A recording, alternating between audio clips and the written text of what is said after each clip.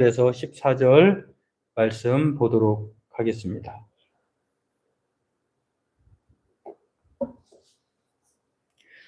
시편 19편 7절로 14절 함께 읽도록 하겠습니다. 여호와여, 율법은 완전하여 영혼을 소성시키며 여호와의 증거는 확실하여 우둔한 자를 지혜롭게 하며 여호와의 교훈은 정직하여 마음을 기쁘게 하고 여호와의 계명은 순결하여 눈을 밝게 하시도다. 여호와를 경외하는 도는 정결하여 영원까지 이르고 여호와의 법도 진실하여 다 의로우니 금 곧 많은 승금보다 더 사모할 것이며 꿀과 송이 꿀보다 더 달도다. 또 주의 종이 이것으로 경고를 받고 이것을 지킴으로 상이 크니이다. 자기 허물을 등이 깨달을 자 누구리요? 나를 숨은 허물에서 벗어나게 하소서. 또 주의 종에게 고의로 죄를 짓지 말게 하사 그 죄가 나를 주장하지 못하게 하소서. 그리하면 내가 정직하여 큰 죄가에서 벗어나겠나이다. 나의 반석이시오 나의 구속자이신 여호와여, 내 입의 말과 내 마음의 묵상이 주님 앞에 연락되기를 원하나이다. 아멘. 네, 오늘은 이 칼빈과 함께 하는 매일 기도의 9번째, 1부의 9번째 순서인데요. 하나님의 긍휼하심이 우리의 죄를 덮는다 라고 하는 이 소제목으로 오늘 본문 말씀 시편 19편 7절에서 14절 말씀을 통해서 칼빈이 또 다윗이 시편 19편을 통해서 우리에게 어떠한 교훈을 주는지 이 교훈에 따라 우리가 그 말씀을 생각하고 함께 은혜의 말씀을 붙들고 기도하는 우리 이 시간 되기를 바라겠습니다. 오늘 본문은 다윗의 찬양시입니다. 우리가 읽진 않았습니다만 1절에서 4절 말씀은 자연에 대한 계시, 하나님께서 이 모든 피조물, 세계 모든 이 천하 만물을 만드셨고 지으셨고 그런 것에 대해서 하나님께 찬송하는 자연 세계를 하나님이 주관하신다라고 하는 것에 대해서 말할 뿐만 아니라 오늘 일부 읽었습니다만 율법에 대한 하나님의 말씀에 대한 찬양이 나와요. 하나님의 말씀이 얼마나 위대한지 우리의 영혼을 소성케 하고 또 하나님의 말씀은 정금과 같고 또 여러 가지 정말 이 귀하고 복된 말씀들이 이 시편 19편에 엄청나게 많이 나와 있습니다. 하나님의 말씀의 중요성이 디모데에게 그 바울이 말한 것처럼 모든 성경은 하나님의 감동으로 된 것으로 교훈과 책망과 바르게 함과 의로 교육하기에 유익하다.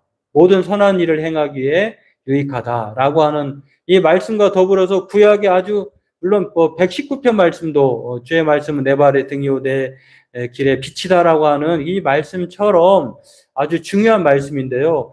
그러니까 토라와 이 자연 세계를 찬양할 뿐만 아니라 하나님이 우리에게 그 말씀을 주신 것에 대해서 얼마나 다윗이 감사한지 그것을 찬양하는 것을 이 시편 19편을 통해서 알 수 있는데 거기서 끝나지 않습니다. 여러분, 우리가 죄가 죄라고 하는 것을 알 수 있는 것은 무엇일까요? 우리의 몸이 우리의 얼굴에 뭔가 더럽혀지었거나 나에게 뭔가 좀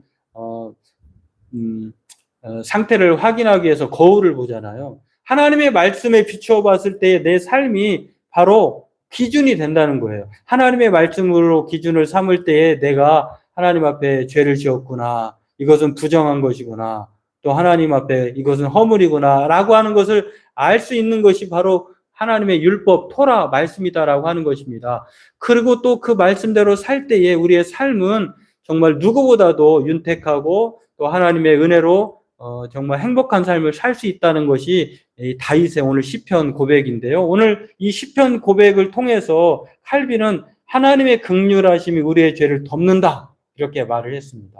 이것을 오늘 살펴보면서 기도하는 저와 여러분 되길 원합니다. 이 내용을 쭉 보면은 한마디로 우리가 기도할 때에 말하지 않고 숨기면 안 된다는 거예요. 무엇을 우리가 먼저 하나님 앞에 기도할 때 가장 먼저, 특히 어른들이 그러한 기도를 많이 하시는 경우가 있는데, 먼저 우리가 하나님을 찬송하고 또 그다음에 우리에 대한 것들을 간구하는 것이긴 있는데, 하나님의 도움을 구하는 것이다라고 하는 것이 기도의 가장 큰 특징 중에 하나잖아요. 하나님의 도움을 바라는 것. 그 도움은 우리가 먹을 것, 마실 것, 입을 것을 하나님께 도와달라고 긍휼히 여겨달라고 그걸 간구하는 것이 이기도 하지만 또 하나는 우리가 우리의 죄를 사하여 준 것까지 우리의 죄를 사하여 주옵소서라고 하는 것.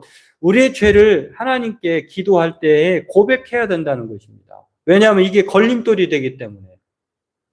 그렇죠. 하나님이 다 아시긴 하지만 그럼에도 불구하고 우리 스스로 내가 죄인인 것을 알고 말씀에 비추어 보았을 때에 내가 하나님 앞에 범죄한 사람입니다 라고 말하는 것. 여러분, 수사관이 수사를 통해서 범인을 색출하는 것하고 죄를 지은 사람이 찾아와서 나는 죄인입니다 자수하는 것하고 형벌의 형량이 엄청나게 줄어들잖아요. 이런 것처럼 하나님은 우리가 죄인인 것 알아요. 그래서 사도 바울도 모든 사람이 죄를 범하였으며 하나님의 영광 이르지 못하더라 이렇게 말을 했고 죄의 삭은 사망이다라고 말했잖아요. 그러니까 이 세상에 어떤 사람도 하나님 앞에 죄인 아닌 사람이 없는데 그럼에도 불구하고 죄인 아닌 것처럼 말을 안 하거나 그것은 죄를 우리의 허물과 죄를 숨긴 채 우리가 숨긴다고 숨기는 것이지만 하나님은 다 아시지만 그런 상태에서 기도하면 하나님은 그 기도를 연락하지 않는다는 것이에요. 그렇기 때문에 오늘 한마디로 만약에 사람들이 이제 나는 죄가 없어. 그러니까 이 기독교의 걸림돌이 모든 사람이 죄인이라는 것이잖아요. 자신은 큰 죄가 없는데 왜 기독교인들은 죄라고 말할까라고 말할 때 정말 욥이 마찬가지로 자신은 의롭다고 했는데 하나님이 보실 때에 그 의롭다고 여긴 것 자체가 교만이 죄라고 지적하신 것처럼 인간들 사이의 깨려는 다 상대적이지만 하나님이 보실 때는 요즘에 그런 우스갯소리가 있더라고요. 우리 지구의 자전축이 23도로 기울어져 있잖아요. 그러다 보니까 삐딱한 지구에 사는 사람이 우리 인간이잖아요. 그렇기 때문에 삐딱한 지구에 살기 때문에 인간은 다 삐딱하다는 거예요. 그래서 이게 다 죄라는 거예요. 죄인. 그래서 어떤 면에서는 삐딱하지 않으려고 올바로 서는 것 자체 어렵잖아요. 그게 진리라는 거예요. 올바로 서면 설수록 삐딱하게 사는 생활에 삐딱해야 이게 올바르잖아요. 근데 올바르지 않게 해서 삐딱한 지구에서 자기가 올곧되고 이렇게 살려고 하니 힘들다는 거예요. 참 기가 막힌 누군가 말한 시에도 그런 시가 있더라고요. 참 어떻게 보면은 참 허무맹랑 뭔가 이상한 것 같은데도 또 보면은 맞는 말 같기도 한. 이거를 우리는 본래 인간은 원죄로 말미암아 우리가 죄인으로 태어나기 때문에 죄인이다라고 하는 것을 이 말씀을 비춰보면 그 내용과 비춰보면 또 뭐 꼭 이렇게 와닿지 않지는 않은 것 같아요. 여하튼 오늘 자기가 죄가 없다고 말하는 것은 속이는 것이라고 하는 것입니다. 왜냐하면 하나님 우리가 죄인이라고 말씀하셨고요. 그런데 이제 이 문제는 내가 죄인이라고 부정하는 것도 잘못이지만 그러나 내가 죄인이라고 하는 것을 자백하면 하나님은 이것을 예쁘게 받으신다는 거예요. 믿음직하게 의롭게 여겨주신다는 것입니다. 우리의 죄를 사하실 뿐만 아니라 우리를 모든 불의에서 깨끗게 하신다는 것입니다. 근데 만약에 우리가 범죄하지 아니했다면 하나님을 거짓말하는 것이다, 만드는 것이다 이렇게 말을 합니다.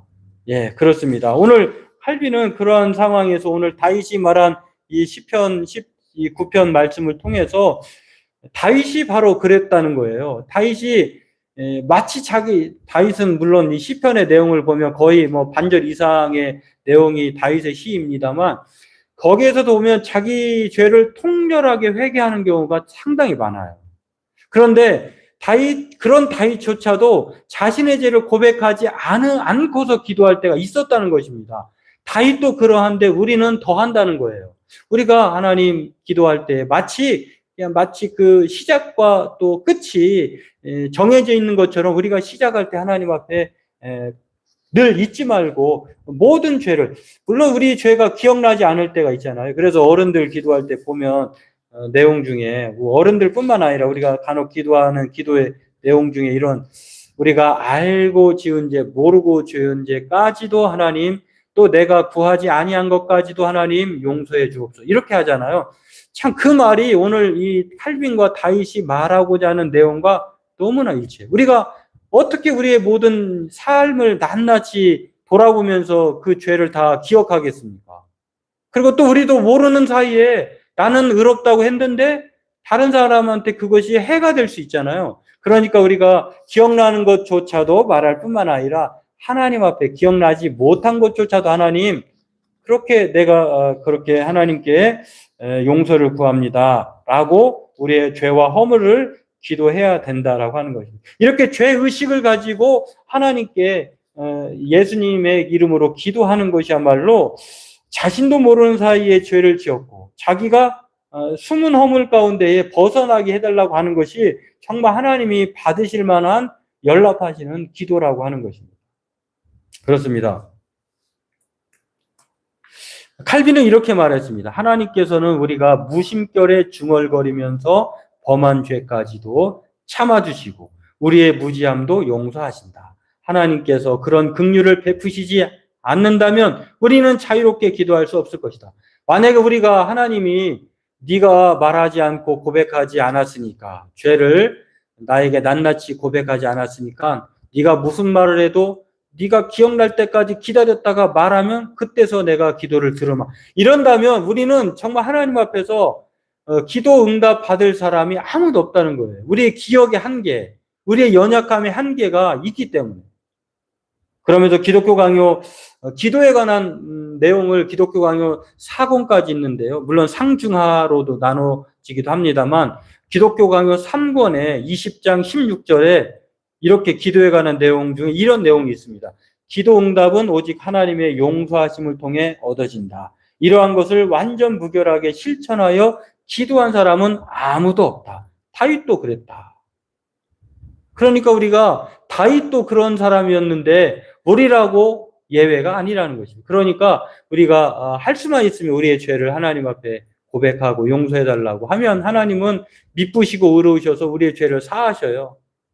예수 그리스도의 피로 깨끗게 하시고 정결케 하실 뿐만 아니라 우리가 아뢰지 못했던 그 기도조차도 하나님 앞에 그렇게 고백하면 다윗이 그랬던 것처럼 우리 또한 그렇게 고백해야 한다고 하는 거예요. 왜 그렇습니까? 기도 응답에는 칼빈도 기도 응답의 4가지 법칙에 대해서 말했을 때 거기에 특징 중에 하나가 자신의 죄의 용서를 구하여야 한다는 것. 그러지 않고 하나님의 기도 응답을 안 하신다는 것입니다. 하나님을 경외함으로 해야 기도해야 올바른 기도의 4가지 법칙 중에 응답이 있다는 것. 그리고 필요를 절감하며 통회하는, 이 통회한다는 것이 바로 그런 말. 하나님 나는 죄인입니다. 여러분 집 나간 둘째 아들 탕자가 아버지를 생각하면서 그가 아버지께 돌아와서 한 첫 마디가 뭔지 아세요? 아버지, 나는 하늘과 아버지께 죄를 범하였사오매. 그러니까 자신의 죄를 고백하는 거예요.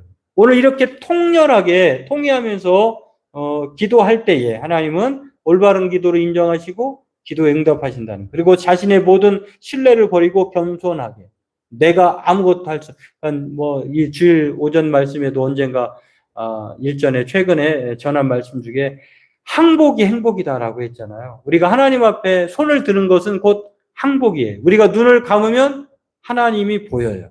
그러나 우리의 눈을 트고 자신의 힘만으로 살겠다고 부릅뜨고 길을 쓰면 안구건조증이 빨리 올 뿐만 아니라 도움도 못 받을 것입니다. 그러나 우리가 눈을 감으면 우리가 해결할 수 없는 것들을 하나님은 일하신다고 하는 것.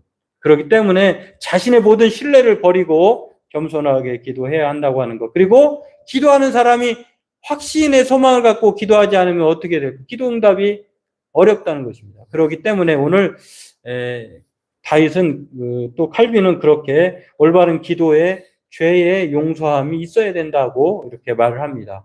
그러면서 우리가 항상 구할 것 2가지가 있는데 오늘 덤덤한 자신의 잘못 그리고 형벌을 사해 주시기를 이렇게 기도해야 한다고 하면서 다윗이 밧세바를 범한 이후에 나단 선지자로부터 자신의 죄를 숨겼었잖아요. 그러나 지적을 받고 나서 그가 바로 침상에 눈물이 침상을 띄우기까지 좀 과장법이 좀 심하게 그 정도로 통렬하게 눈물로 회개했다고 하는 것인데 그 내용 중에 이런 말씀이 있습니다. 하나님께서 구하시는 제사는 상한 심령이라 하나님이여 상하고 통해하는 마음을 주께서 멸시하지 아니하시리라. 이렇게 고백을 합니다. 하나님이 우리의 기도를 정말 기뻐 받으시는 것은 내 죄를 정말 낱낱이 다 까발리는 거예요. 하나님, 내가 이런 사람입니다. 내가 하나님이 없으면 살 수 없습니다. 라고 그렇게. 그래야 하나님은 모든 죄를 고백할 때에 하나님은 긍휼로 우리에게 역사하신다라고 하는 것. 그것이 바로 오늘 하나님의 긍휼하심이 우리의 죄를 덮는다라고 하는 칼빈의 말이기도 하고 또 다윗의 고백이기도 합니다. 어떤 분이 말했는지는 모르지만 무명으로 어떤 분이 이런 말을 했습니다.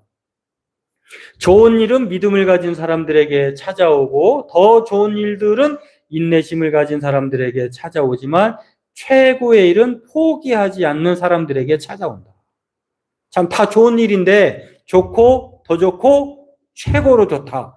그런데 좋은 일은 믿음을 가진 사람에게, 더 좋은 일은 인내하면서 인내를 오래 참으면서 그럼에도 불구하고 계속 머물러 있는 것이겠죠. 그리고 가장 최고의 일은 포기하지 않는 사람에게 찾아온다고 하는 것. 바로 그게 바로 우리가 하나님께 죄인임에도 불구하고 나는 염치가 없어서가 아니라 하나님 죄인 오라 하실 때 날 부르소서 인애하신 구세주여 내 말 들으사 천부여 의지 없어서 손들고 왔사오니 뭐 이렇게 하나님 앞에 간절하게 죄인임을 고백하면서 인식하면서 나아오면 하나님이 그래 기다렸다. 그래 하나님은 네 마음을 안다. 네가 그렇게 통렬하니 네 눈물이 은혜가 되겠다. 이렇게 하시지 않을까요? 오늘 칼빈과 다윗이 말한 것처럼 오늘 그렇습니다. 하나님은 하나님의 긍휼하심에 우리의 죄를 덮고도 남습니다. 오늘 이 사실을 기억하고 내가 죄인이라고 기도할 수 없다고 자포자기하거나 염치를 생각하지 말고 염치가 있기 때문에 하나님께 더욱더 상하고 찢긴 마음을 받으시옵소서라고 기도할 수 있는 것입니다. 오늘 이렇게 기도에 담대하게 나아가서 하나님의 긍휼을 경험하는 저와 여러분 되기를 바라겠습니다. 기도하겠습니다. 하나님,